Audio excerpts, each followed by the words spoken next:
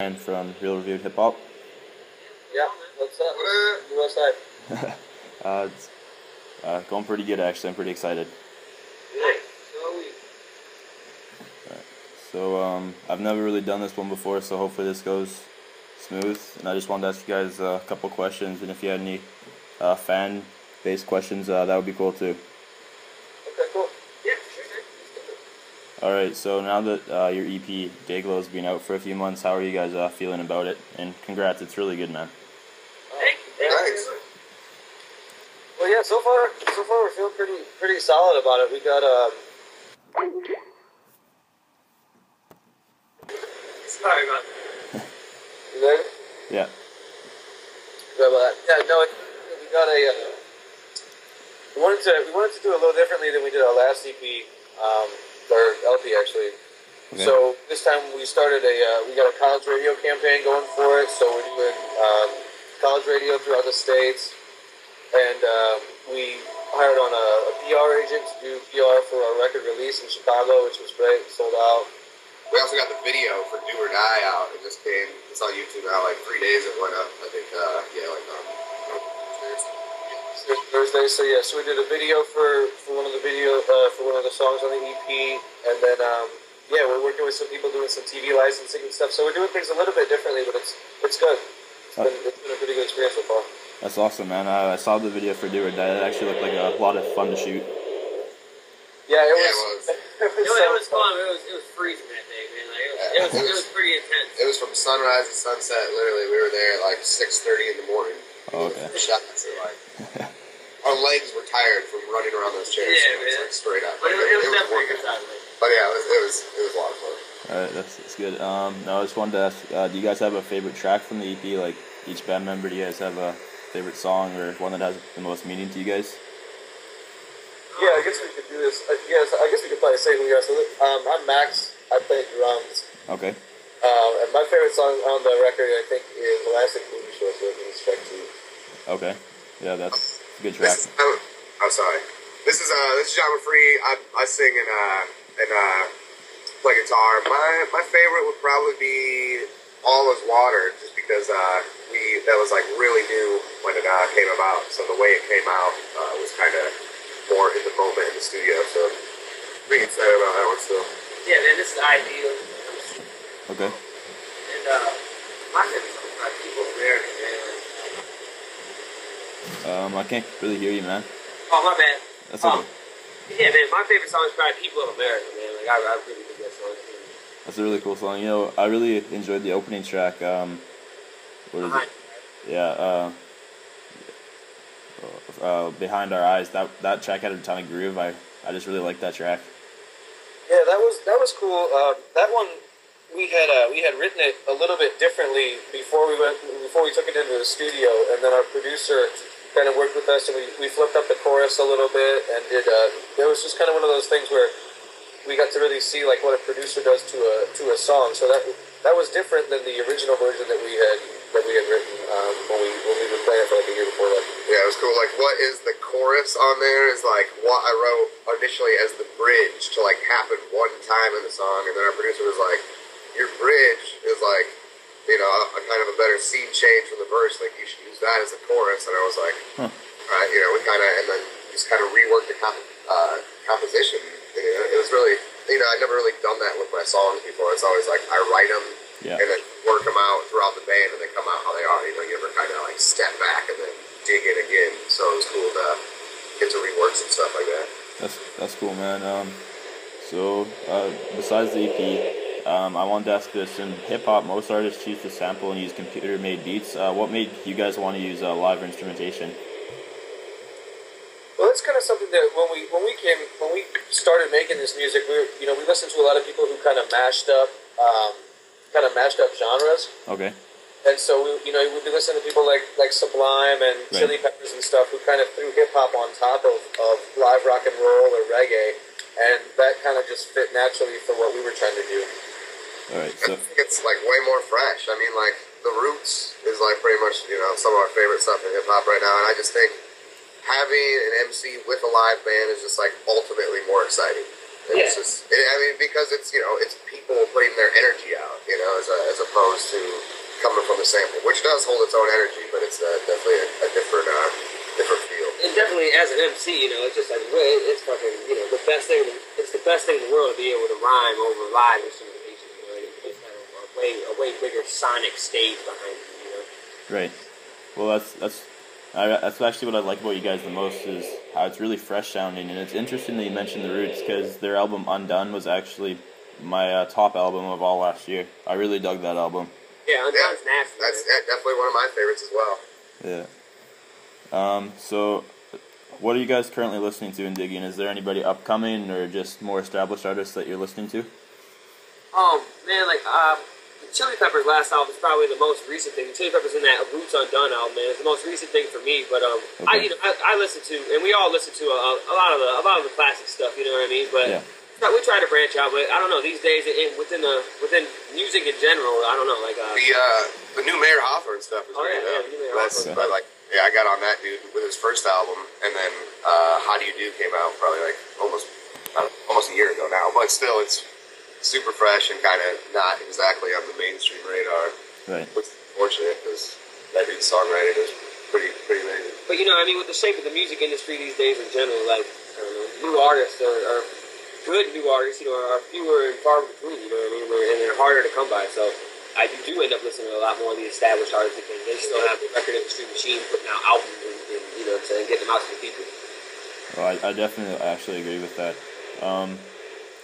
And you guys mentioned Sublime and the Chili Peppers. Would you say those are your major influences in your music, or was there other guys too? Huge influences, for sure. But you know, as of right now, you know, we're an 8-person band, so like we all have so many different varying influences, you know, that range pretty much every genre of music, you know, the entire scope. Yeah, from jazz to hip hop. Like we listen, you know, like the horn guys listen to a lot of jazz. Most of us have played in jazz bands. Okay. High school and college.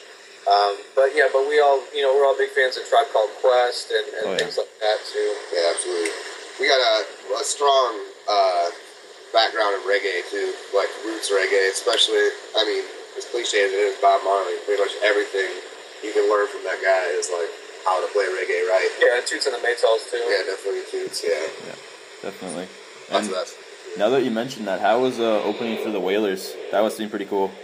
Oh, it was great, man. It was a great time, you know, like just, you know, it's a fucking honor, man. You know what I mean? Yeah, I mean, Family Man, the bass player, is like the original guy. He's still there. Like, Really got to meet him and shit. and just getting to watch those people like play reggae exactly how it's done is just like you learn just by seeing those musicians like play it. Because we do some reggae, but it's you know, it's not exactly More rock to it. Yeah, it's more rock reggae. Probably People of America is the closest that we get to doing something that's rootsy like them. And we like made it a point to do that, you know. Like, this is going to be. I say we listen to a lot of roots, but then you know when it comes out, it's very rock reggae. But it's because we understand how roots reggae works. Like we can kind of incorporate the rock and roll too. It's hard. All right. I was also gonna ask this. What outside of music influences your music? So, is there like family members or just random things that happen every day? I thought that was kind of an interesting question. We try to write about what we live and what we see, you know what I mean, and how we feel, you know. Yeah, especially with lyrics and stuff. All that is, you know, just from life experience and living and just kind of, you know, reflecting on what you learn and come to know and understand and. Yeah, and part of the Midwest type thing that we kind of came out with, like the vibe that we got. We kind of have an interesting location here where we grew up kind of right by the beach. Weirdly, you know, a lot of people don't really get that. So there's kind of that beach vibe, which you don't really find in the Midwest that much. But being in Chicago, right by the Great Lakes, you know, we got to experience that kind of a thing. Yeah, the dunes and Lake Michigan and all those lakes. So that kind of gave it, you know, a little bit of a different perspective than being, you know, in a cornfield in Iowa, which we also live by. Okay. Like, not Iowa, cornfields. Yeah, I definitely know what you mean with going around that kind of beach culture. I live on a island outside of BC, Canada, so I'm going around that surf culture all my life. You guys skimboard out there? We skimboard. We actually have a really famous beach up in Tofino where there's a lot of cold water surfing. Well, that's that. I've skimboarded like for the past 4 summers on Lake Michigan. Oh yeah. Yeah, pretty seriously. Yeah. Yeah. That's, Yeah. I've always wanted to surf. Which island are you on? Vancouver Island. Vancouver. Nice. That's sweet, man. Yeah, we're pretty big. We're up. The island's about as big as England. Oh, no shit. Damn. Yeah. Yeah, I went up there. I spent time in BC or whatever. I think we went to, is it Queen Victoria Island? Is that up there? Oh yeah. Yeah, we went up there. That was pretty fun. Victoria, yeah, that's just south of me. Yeah. So here's another one. Did anyone really help you achieve your band goals? Did you have any family members or friends or, I don't know, PR people that really helped you get further in your musical careers?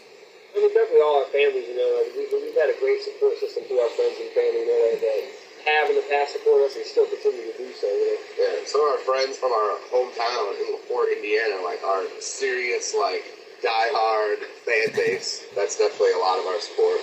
Right.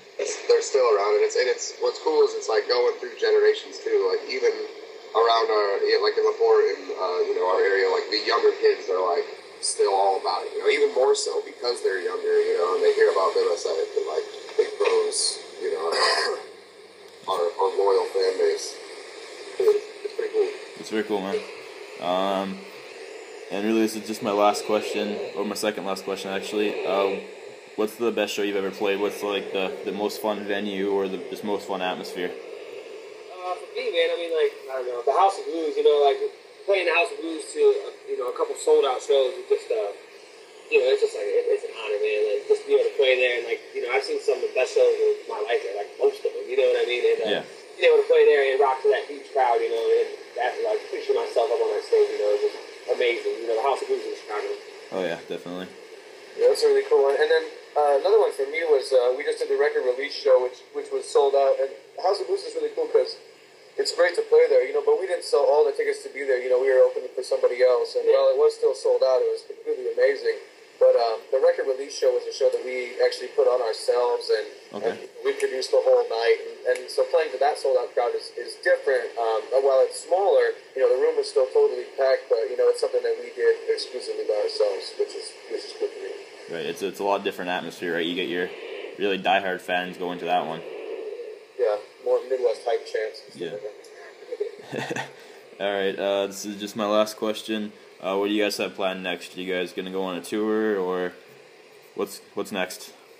Yeah, so right now is the time where we're kind of planning for the summer and things. So we're putting things together for, you know, May, June, July right now, and up through August already.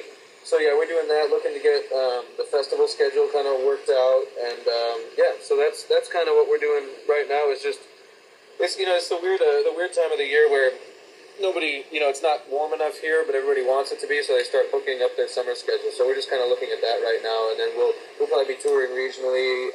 Got plans to head out to Colorado and California right now, trying to put that together. So yeah, a couple things. Oh, very cool, very cool. Well, did you guys have any fan questions or?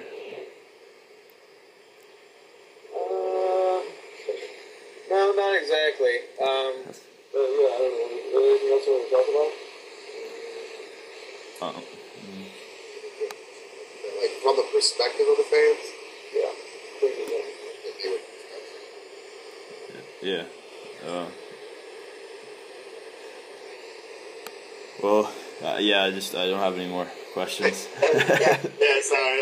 That's cool. That's pretty. I think that's pretty much. Yeah, that's pretty much all we went into. You know, all we have to say about the record and everything what we're doing right now. So I think that pretty much sums it up. Yeah. And all our stuff's on MidwestHype.com. You can like find like, you know, the link to the video, the album, what's the album for free, all that good stuff. All right, yeah. All right, well, thank you very much for getting me to do this, and I really appreciate all of it. And You're having us, dude. yeah. And if you ever come up to the west coast of Canada, make sure to give me an email. Yeah, for sure, man. We will, for sure. Yeah, so when do you think you'll have the blog up or whatever, so that we can post it to our fans and stuff? I'll probably have the blog up within probably sometime this afternoon. Yeah. Okay, cool. Yeah, well, let us know or post it on our wall and we'll share it and stuff. All right, sounds great. I was gonna post the MP3 because I've been recording all of this, and then I'll do a sum up article too. All right, sounds great. All right. All right. Thanks again. Peace. Thanks, guys.